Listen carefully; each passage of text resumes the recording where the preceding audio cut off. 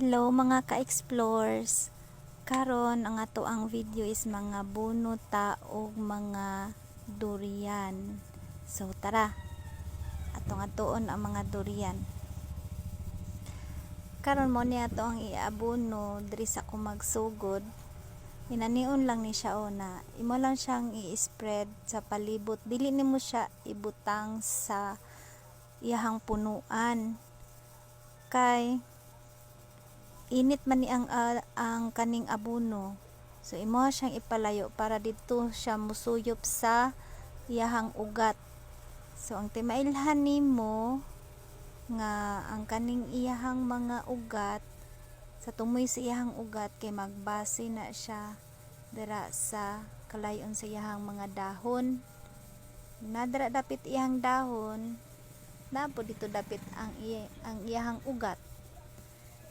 So ang variety aning durian na amo ang ginaabunuhan kay puyat.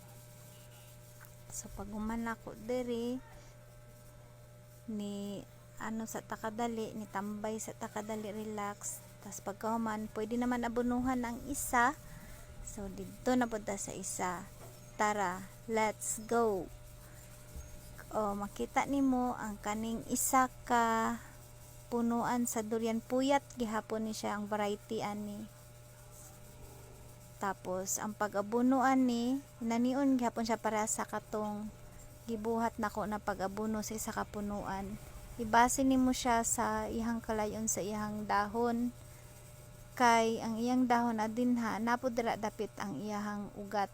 So mo na siya ang pag-abuno diri gyud dapit sa tunong sa iyahang dahon. Dili siya pwede ibutang ang abono sa punuan sa durian kay init ang abono, tapos madaot man ang durian pag itunong siya sa punuan. So ipalayo gyud mo na siya.